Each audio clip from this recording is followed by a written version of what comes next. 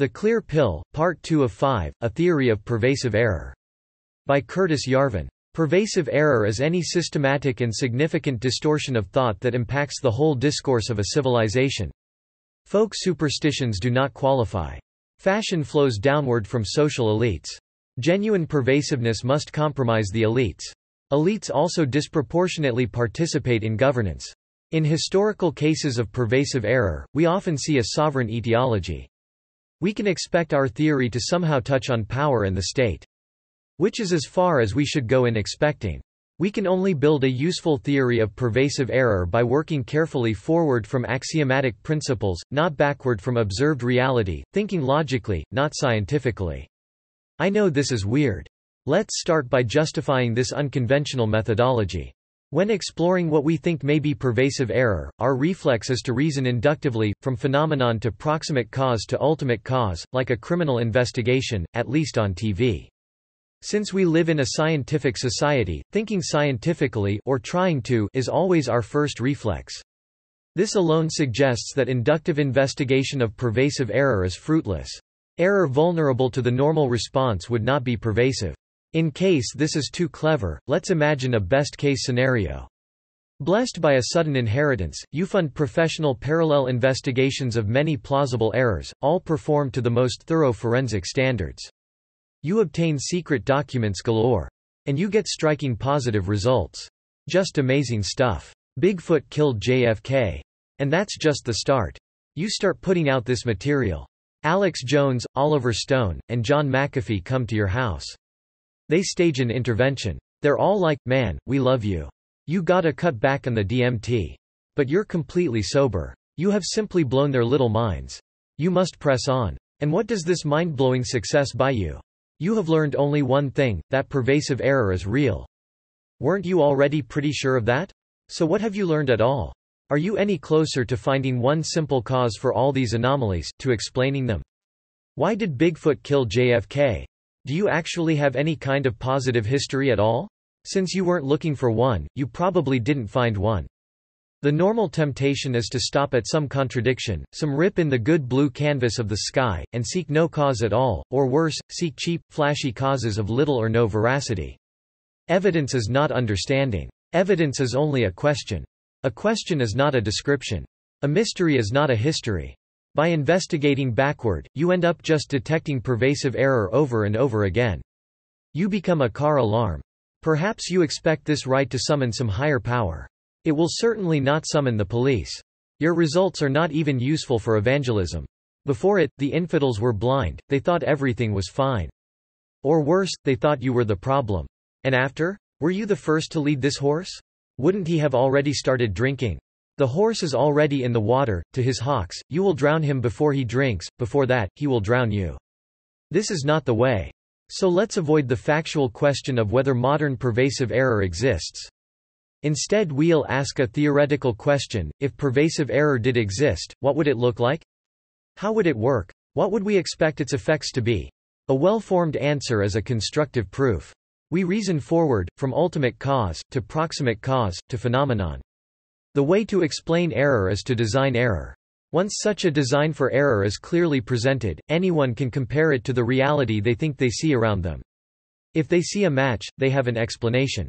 If not, maybe there is some other explanation. Or maybe there is no error at all. In the end, everyone makes this call alone.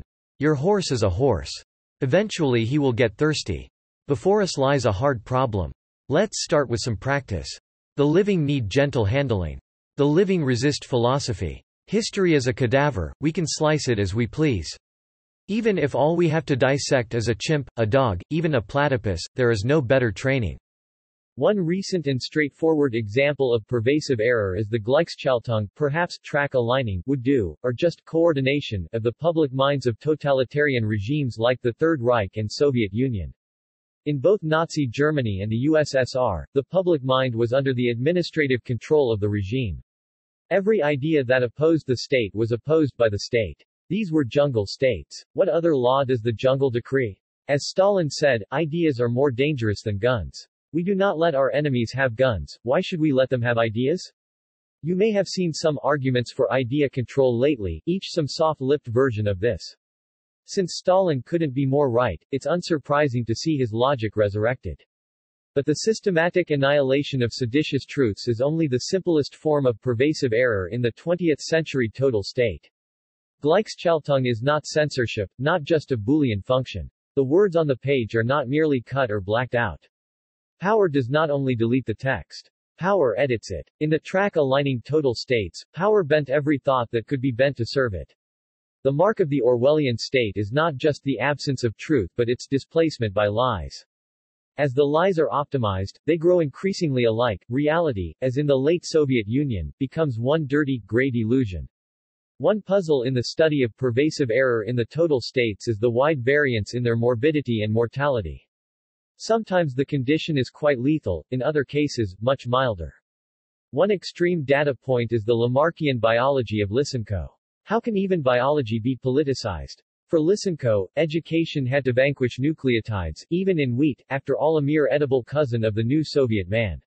At least according to Wikipedia, not known for its anti-communist venom, millions died in the famines of Lysenkoist agriculture, driven by a political edit of biology, an idea more dangerous than a hydrogen bomb. And yet we see the same central control over public opinion in other dictatorship, like today's China or Singapore or even Tudor England, all obviously far more benign.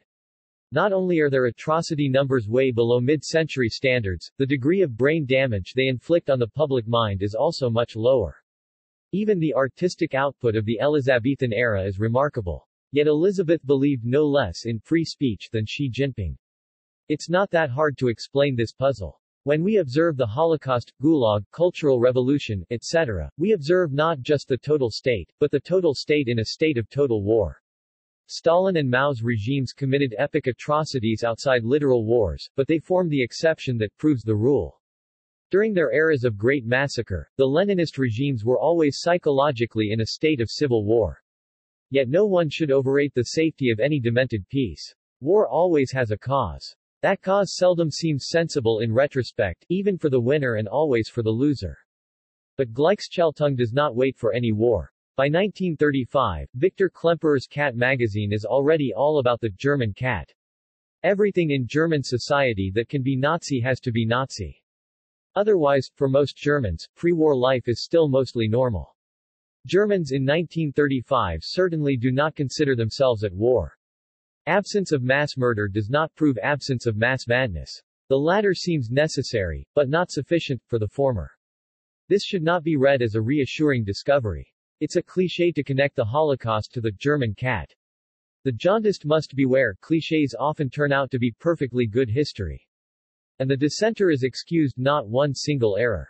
Yes, political distortion of the public mind is quite dangerous. It is also normal and ubiquitous. Be careful. America is a liberal democracy. There is no such mass madness here. Nor can there be. Our cat magazines won't sprout swastikas and start ranting about the purity of the feline race. Thanks to the deep strength of America's democratic institutions, its politicians will never be able to hijack the government, let alone the public mind. Elect President Hitler, and he would have no tools to make an American Gleichschaltung happen. What exactly would he do? Whom would he use to do it? When we look for the structures and tools which all authoritarian regimes, Elizabethan, Stalinist or Byzantine, use to manage the public mind, we just don't see them here. There is no Goebbels and no Ministry of Public Enlightenment.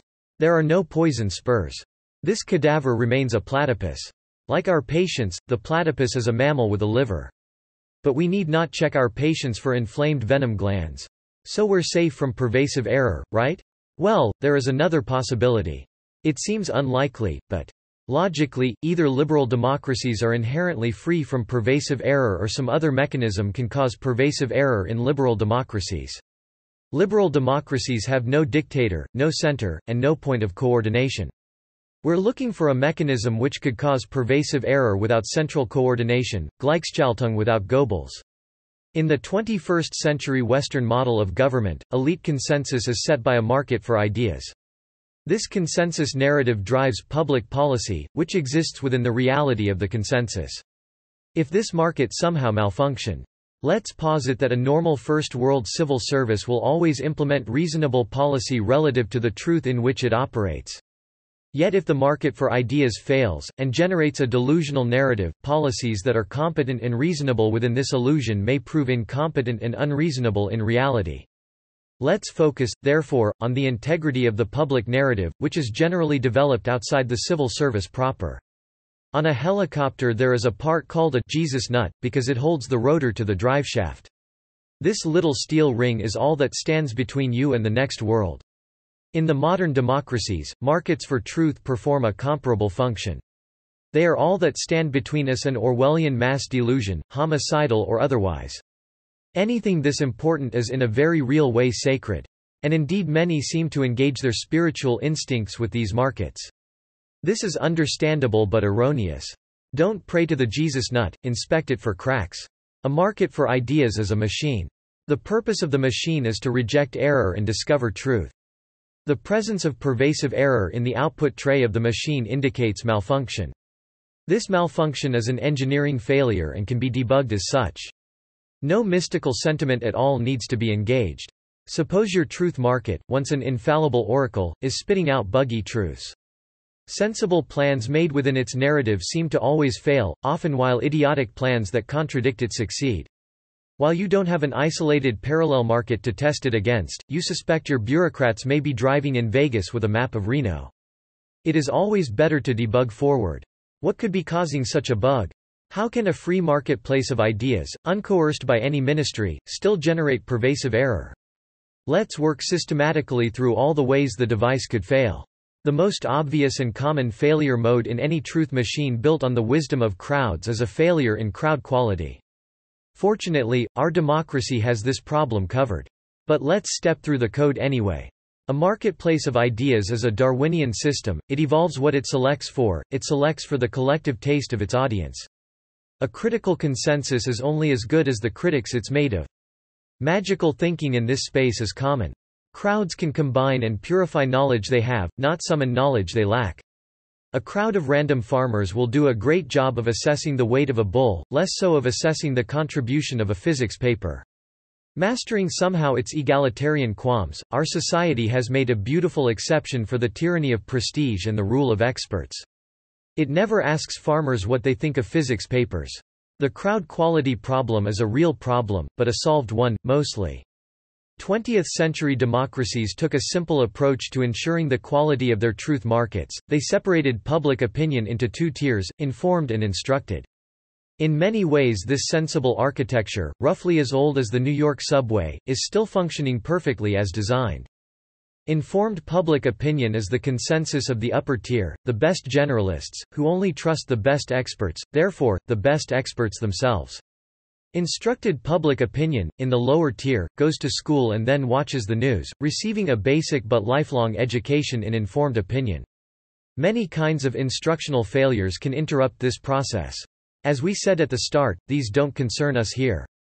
We are only interested in errors in the expert consensus, not failures to communicate that consensus, legion though these are. This clarifying simplification excludes all kinds of low-grade superstitious nonsense. It is not news that most people are superstitious. It is news if the vaccine against this virus, while effective, is contaminated with a different virus. Therefore we reiterate our focus on the elite, the consensus of experts, the highest talent, highest prestige, top-tier idea markets. The set of forces that can distort these markets is smaller and more interesting. And ideas flow down from them, not up to them. And there is no shortage at all of raw human talent, present or projected, amongst this upper cadre. This is not to deny the existence, prevalence, or even danger of popular superstitions. Such superstitions are always best fought with the truth. And even the most bigoted elitist must admit that sometimes, the peasants are just too dumb to be fooled. Ideas in a marketplace reproduce, mutate, and are selected. They're Darwinian systems, designed to evolve truth. Darwinian systems are amazing. They don't evolve what you want. They evolve what they select for, lion or tick, platypus or man. Obviously, we want our truth market to evolve truth. What is it actually selecting for? Every idea market is an aesthetic device. It selects for the most beautiful ideas, according to the taste of its audience. A market measures desire. Desire is beauty in action. And by measuring beauty we measure truth, because truth, like my man Keats said, is beautiful. Seen from an aesthetic perspective, every idea is a story. A marketplace of ideas is a market for stories. An idea can be any kind of story, factual or fictional, even a song or a film. All creative markets are affected by the phenomena we will describe. But the most important idea markets are those which claim to tell a story, both true and truly illustrative, about the real world. Abusing English only slightly, we may term these histories. The definition is broad enough to include all of science, or, as once it was known, natural history. Our consensus narrative of reality is the output product of the machine which is our market for beautiful histories. From the perspective of our collective epistemic security, the integrity of this mechanism is of the highest possible importance. It is easy to see the exploitable vulnerability. Is a market for beautiful histories always a market for voracious histories? Yes, because truth is beautiful and lies are ugly. And, no, because other qualities might also be beautiful. These qualities cannot cancel the Keats effect. But if they could overpower it, the result would be a beautiful lie. An idea market can only measure truth by measuring beauty. If beauty is not truth, we assume, beauty is truth plus white noise. Given a sufficiently large audience of high average quality, these individual quirks of taste will cancel out, leaving only the consistent, high-quality truth promised in the brochure. This assumption had better be true. If deviations from truth are not white noise, but their own coherent signal, averaging will not filter them out at all. These signals will pass through the market and emerge in the output, competing with truth. Any such competing aesthetic signal is an attack vector on the integrity of any truth market. Only beauty can be measured. Any divergence between truth and beauty can be exploited. Competing aesthetic signals are why, even once some crowd selection mechanism, typically some kind of career tournament, filters for almost magical levels of human talent, the wisdom of crowds still isn't magic. Let's call any source of beauty that's unrelated to truth an aesthetic tilt. So we can speak of a tilted truth market, which risks producing not true histories but just pretty lies. Let's look a little closer at how pretty lies work. Fiction never parades itself openly in the history section. A lie is not a fiction, it pretends to be true. All the tilt in the world cannot make a truth market endorse a naked fiction. Of course, some people are sociopaths. They actually find lies inherently pretty, useful, or both. Sociopaths are rare and hard to wrangle, and it is hard to imagine a pure audience of them. There are always enough sociopaths to fill a niche, never enough to fill a room. So it is hard for sociopaths to sway a market. If you imagine that there is some party, tribe, class, or nation of sociopaths, this is very sad and you should stop. Truth is inherently beautiful. Lies are inherently repulsive. A market for histories works by following this aesthetic slope toward truth and away from lies. A healthy truth market is a skeptical market, it loves nothing more than exposing lies by expounding truths. A market for histories works by using its critics' aesthetic attraction to truth to distinguish truth from error. The mirror image of this aesthetic is the repulsive quality of deceit. Yet skepticism itself, though logical, is an aesthetic process. The skeptical process, implemented by the brain, must still be inspired by the nose. We always start by smelling the lie. Pretty lies, exploits in the market for truth, succeed by disabling our skeptical defenses. The converse of a pretty lie is always an ugly truth. If there is no net aesthetic repulsion to the pretty lie, and no net aesthetic attraction to the ugly truth, the two have found a level field, and either can win. We now have a specific target profile, beautiful qualities other than truth. A pretty lie is a bomb. Aesthetic tilts are its explosives. An aesthetic tilt is always and everywhere an emotion. Even the most erudite of experts are no Vulcans, they feel the same emotions, sporadic IQ-linked autism aside, as all other humans. Experience and intelligence are at most peers of emotion, never its masters. Let's explore two qualities that can aesthetically tilt truth markets. They're both emotions. We'll use the Greek words for them, thymos and pistos. We'll call the stories that evoke them thymotic anthems and pistoic formulas. In case this is too much Greek for one meal, thymos is somewhere between ambition, honor, and vanity, and pistos between loyalty, fidelity, and servility. And the two, though logically distinct, are closely related. As we'll see, most real exploits use both. 9 times out of 10, show me a malfunctioning truth market, and I'll show you an output tray clogged with sticky anthems. Some of these anthems will be good and sweet and true, all of them will be sweet. Our political sweet tooth is the crack in the Jesus nut. Yet sweetness is no inherent vice. We need constant reminders that our competing aesthetic signals are not opposed to truth. They are only unrelated to truth. Sometimes, they even align perfectly with it. Probably there are as many pretty truths as pretty lies, possibly there are more, the market will embrace them more avidly than they already deserve. Everyone has some friend who deserved to succeed and did, but not because they deserved to. Whatever. The real issue is those who win though they deserve to lose. A long time ago in a galaxy far, far away, in 1936, to be more exact, some dude named Dale Carnegie wrote a book called How to Make Friends and Influence People. Mr. Carnegie's little book outsold the Bible for years, so maybe there was something to it. Perhaps the most important principle of the book, which it's not unfair to call Carnegie's Law, is that people like to feel important. To make people like you, make them feel important. Con men know it well. Thymos is the natural human desire to be important. Power and importance are synonyms, no one important is not powerful, no one powerful is not important. The Greeks divided the soul into three parts. Let's call them logos, eros, and thymos, reason, sexual desire, and political desire. Reason is peer, not master, to these two fundamental needs. The public mind seems mostly safe from eros, a private urge. Could we imagine a lascivious regime? History has here and there flirted with this hellish vision. But eros will always make a good analogy for its fellow lust. For thymos is ubiquitous today. We see it in everyone who wants to change the world or make an impact, or simply to matter. Thymos is meaning. The desire for meaning is ambition, a universal human instinct. An anthem is any story that satisfies thymotic desire, a story that makes you feel important. Carnegie's Law tells us that people will naturally find anthems beautiful. As literature, the anthem is a genre, like romance or noir. While an infinite number of romance novels can be produced, the entire genre is built on a quite finite list of themes. The same is true for the anthem. Let's look at four anthemic themes: victory, punishment, rebellion, and largesse. This set may or may not be complete. Victory is the theme of taking power. An anthem of victory is a tautology. If winning isn't important, it isn't winning. If it is, it leaves you more powerful than before. Punishment is the theme of enforcing power. An anthem of punishment is an excuse for cruelty. What could be sweeter? Any punitive act, even symbolic, builds strength and confidence in the punisher, while humiliating and weakening the victim. There is little a chimpanzee enjoys more than forcing another chimp to suffer. Our cousins may share a sense of right and wrong.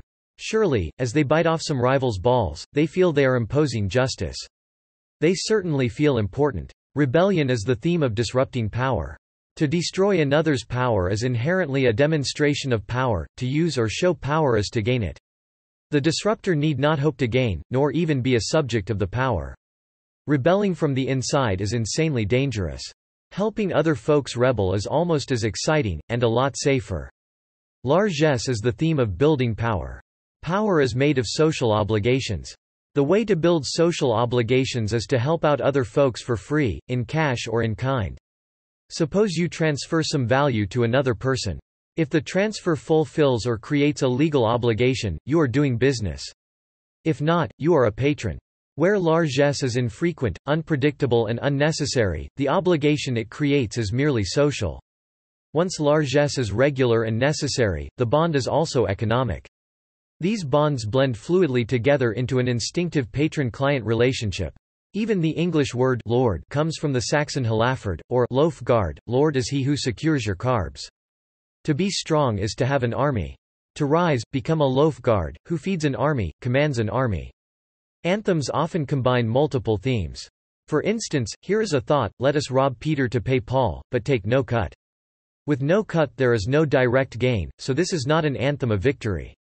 But we are still punishing Peter, not by robbing him, which would be wrong, but by imposing a fine that he owes for some misdeed. We are still bestowing largesse on Paul, not as an undeserved windfall, but a repayment of some debt he is rightfully owed. We cannot literally say, or even think, that we are getting our rocks off by hurting Peter, and feeling big by patronizing Paul.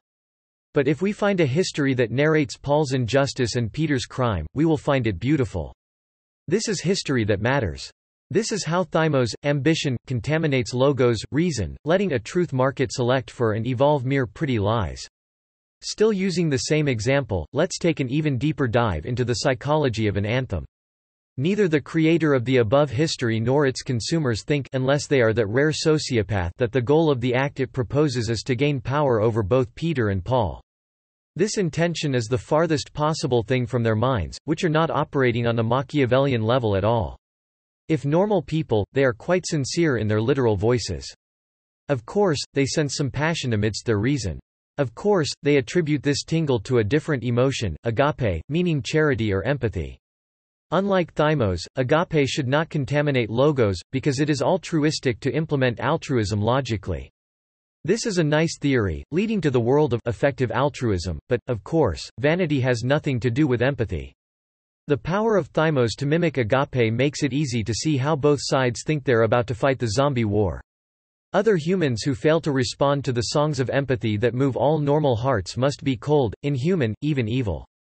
Zombies must be fought with the cold fury of zombies. Thus both sides see themselves as humans against zombies. But how can we tell the difference? Agape is real. But it works by different rules. The natural instinct of social empathy is never uniform. It always declines with social distance. It is therefore clannish, tribal, and nationalist. In ancestral humans it tends to decline past zero to antipathy, often homicidal, by the nearest natural border. For 1,000,000 years the young men would kill male strangers on sight, as chimps do. Ours is an absolutely awful genus. This natural social instinct can be harnessed in civilized governance, it cannot be ignored, it should definitely not be used as is.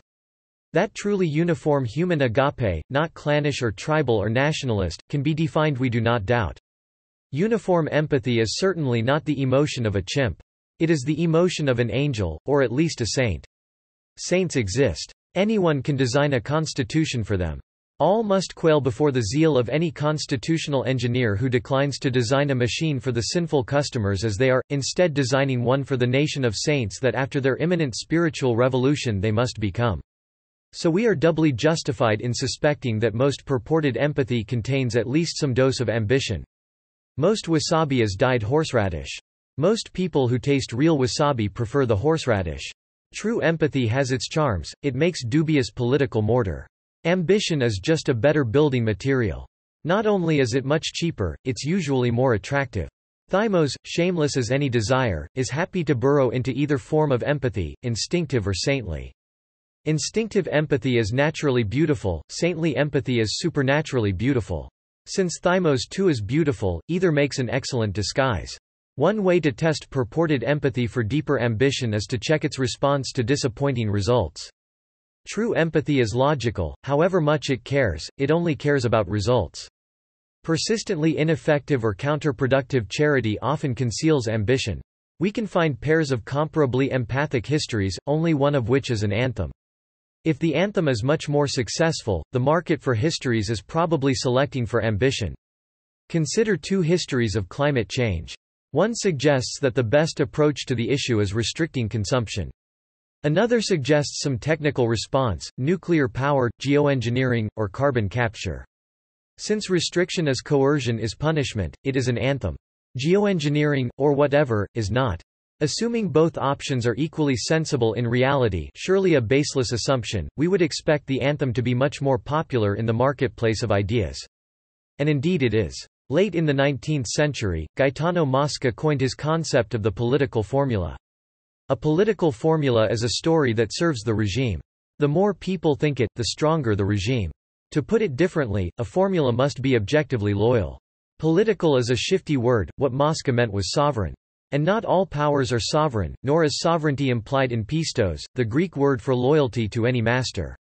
So a more general case of the phenomenon would be a pistoic formula. This generalization gives us a way to move the problem outside the tricky area of sovereign power, and into the better-known territory of corporate power.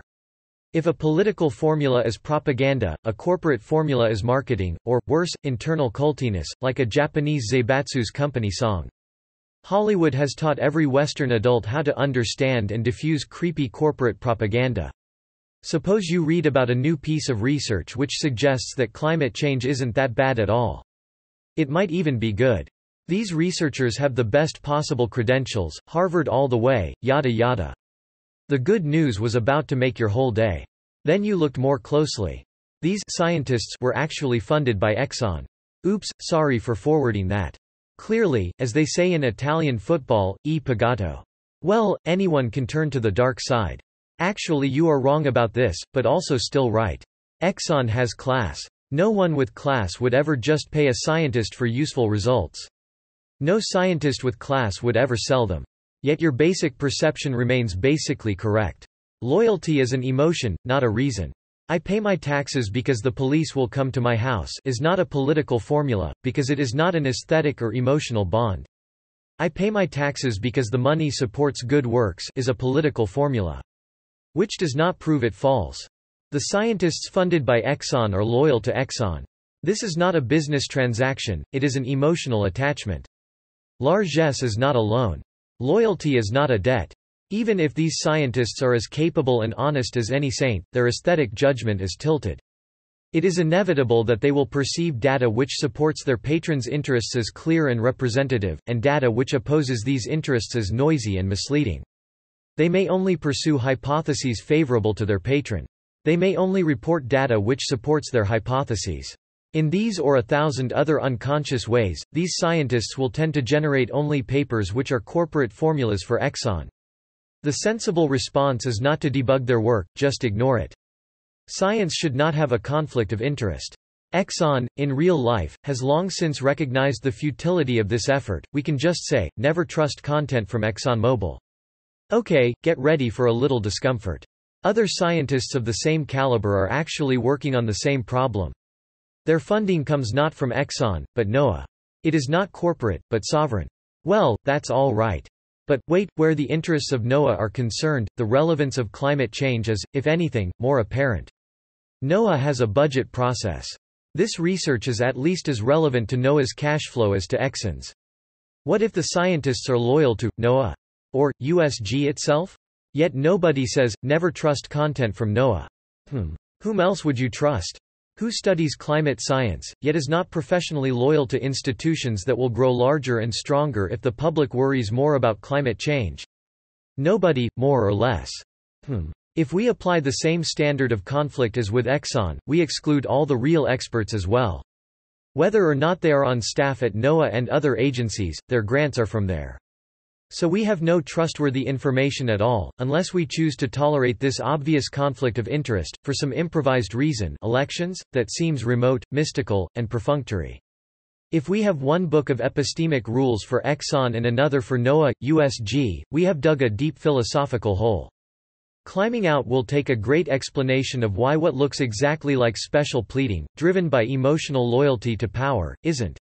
If we use the NOAA rules for everyone, any flack with Excel and a budget can con us out of anything. And if we use the Exxon rules for everyone, we know nothing at all about climate science, and some other fields. This question is not confined to NOAA. A field of expert discourse is vulnerable to these aesthetic tilts if propositions in that field have implications in the real, political world. It is easier to list the invulnerable fields, there are fewer. Unaffected thought will be found wherever no valid thought is anthem or formula. The institution of mathematics can be politicized. The math itself cannot. There is no such thing as a politically ambitious or loyal proof. The same is true of astronomy, botany, chemistry, and many other pure and boring sciences. In our old friend the totalitarian platypus, the same fields tended to be immune, with occasional bizarre exceptions that prove the rule, like Lysenko's biology or German physics. When we look at the entire Soviet Academy, we see that Soviet math, Soviet physics, Soviet chemistry, etc., is just science, maybe with slightly lower critical standards. But Soviet history, etc., is thoroughly contaminated and generally worthless. This is because history has political implications and math does not. While all the details are different, we now see in principle how this entirely decentralized and spontaneous order, an invisible hand not benign but malignant, an invisible fist, can distort the public perception of reality no less effectively than the visible fist of a classic centralized despotism. If we generalize across man and platypus, democracy and dictatorship, we see power in its full complexity. Power is a magnet, it bends truth both ways, it can both attract and repel. It can push the filings around, it can also pull them in. One regime bans newspapers it doesn't like, another subsidizes newspapers it does like. One represses thought, another seduces thought. The former is uglier, the latter, more deceptive. The outcome is the same, every thought that can serve power does. TLDR, we actually know nothing about anything, except math and super hard science. Very cool. The climate change hypothesis is a winner in two separate information markets, the market for scientific consensus and the market for public opinion. These different markets have different interpretations of loyalty. Within the academy, the presumed loyalty is to science as an institution, whose interests need not be perfectly aligned with those of science as a mission. Across the public, the presumed loyalty is to the regime, to power as a whole. Of course, scientists are also citizens, and this tilt can also affect them. Thus the anthemic and punitive nature of global decarbonization is peculiarly attractive. Power is muscle. Rest softens it, action hardens it. Power is only as strong as its last act. Power loves to act. Therefore it loves any reason to act. The story of climate change is such a reason on the grandest scale. Those loyal to power will see it as a loyal and therefore beautiful story, tilting their aesthetic sensors and potentially distorting their critical judgment. Here we see just how blissful the union of thymos and pistos can be. Ambition and loyalty may contrast, they do not conflict, the contrary, they fit together like burger and bun. Most anthems serve power, most formulas imply status. An anthem is a way to feel important. A formula is a way to support the government. Therefore, a formulaic anthem is a way to feel important by supporting the government. Moreover, let's remember our focus on informed elite opinion, not popular educated opinion. By definition, both the need for status and power, and any contribution to actual political decisions, are hallmarks of the gentry, nobility, or governing class. Therefore we can say, an anthem is a way for the ruling class to feel important by supporting the government. So far we have focused on individual emotions. All collective thought and action is made out of individuals, no society has any magical extracorporeal gestalt. Yet humans are a crowd species, our groups, like any sparrow flock, seem almost individual. Human hunter-gatherers and wild chimpanzees share more or less the same social structure, which must be 5 million years old and could be 10, the tribe. Surely our political instincts worked out well for us in this evolutionary environment. Why are we emotionally attracted to ambition and loyalty? Why are both so beautiful that they can confuse our sense of truth? Because a taste for both arts is as critical to reproductive success for an Elizabethan courtier, as for a Cassicaela chimp. And if, while these tribal instincts sort of still worked in the modern world, in other ways they really kind of didn't? This would be so consistent with many of our little biological woes. Is our taste for politics so different from our taste for sugar? Instinct is not intelligence. No hard-coded program is perfect. But in a stable adaptive environment, an instinct that fails systematically will have long since been revised by evolution. In the tribal world, not only were political instincts like loyalty and ambition productive for us individually, they also tended to work out well collectively for the tribe. Biologists still argue about group selection, but a dysfunctional tribe is unlikely to pass on any DNA. Massacre has always been a thing. While you're bickering endlessly around the cave fire, the next tribe over is figuring out how to just eat you. In modern civilization, these equations need not hold. Any of our instincts may be dangerous individually or collectively. Evolution just hasn't had enough time yet to tune our biology. Many if not most political stories, whether or not they qualify as anthems or formulas, qualify as collective intentions, plans or agendas for collective action. Even many pure descriptions are fashioned around some implicit intention. In English, intentional language often uses either the passive future imperative what should be done, or the collective first-person plural imperative what we should do, oddly like the old royal we. Intentions are subject to an interesting comparative analysis. Every intention implies some real-world goal. The intention is also a thought, competing in the market for thoughts. If this thought prospers, its popularity may affect objective reality. When we compare the explicit purpose of some intention to the expected impact of its popularity, we are comparing apples to apples. This fruitful analysis reveals three classes of intention, which we'll call Machiavellian, para-Machiavellian, and pseudo-Machiavellian. A Machiavellian intention has an impact matching its purpose. The purpose may not be good, it does what it says on the box. A para-Machiavellian intention has an impact not matching its purpose. These ideas can be quite dangerous. Many, of course, are mostly harmless, some are even beneficial. A pseudo-Machiavellian intention has no impact, it is thymotic pornography. It engages political instincts without changing the real world, like being a sports fan. In the adaptive evolutionary environment, it seems likely that our political instincts had much more effective Machiavellian outcomes. We need to learn to manage these instincts in the modern world, or else change the world to fit around them. This classification gives us a clearer handle on the political formula. The definition of a formula, relative to any power, is objective, its popularity advances the interests of that power. The simplest form of political formula is purely Machiavellian, like the SS motto of "Our honor is loyalty" or the Leninist "Sacrifice everything for the party." This militaristic form of loyalty is somewhat de trop in our gentler, more ironic age. Intentional loyalty, trying to help the party, emotional loyalty, believing in the party, and objective loyalty, being useful to the party, are three different things. One of Orwell's grim truths is how easy it is to be objectively useful to a regime by intentionally rebelling against it. More subtle and more common than the purely Machiavellian formula is the para-Machiavellian formula, emotionally loyal, objectively loyal, not intentionally loyal. Strengthening the regime is an unintended consequence of this intention's popularity. But this consequence remains welcome. It may be obvious, in which case it is still beautiful. A common intention of this form is an agenda whose ostensible goal, good or bad, cannot be achieved without also punishing the political enemies of the regime. If this unintended consequence is seldom advertised but still easy to see, the agenda will still succeed as both anthem and formula in any truth market. Winking at the market is a time-honored Wall Street strategy. Any despotism is the tyranny of error. No one sensible could possibly mind a benevolent dictator who was also always right. Distributed systems are hard. It's amazing when they work at all. We shouldn't be surprised to see failure modes. But nor should we have to live with, or be ruled by, pervasive error. So we should admit that distributed despotism is caused by the way power poisons truth markets. Putting a truth market in power is unsound political engineering. A previously reliable machine will start to evolve pretty lies. This is a slow and degenerative process which cannot be reversed.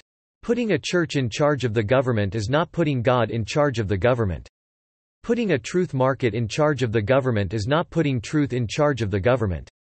Returning to our original comparison between centralized and distributed despotisms, dictatorship and democracy, platypus and man, it's remarkable how these very different systems converge on the same track-aligning effect, repressing thoughts that challenge the regime, promoting ones that flatter it.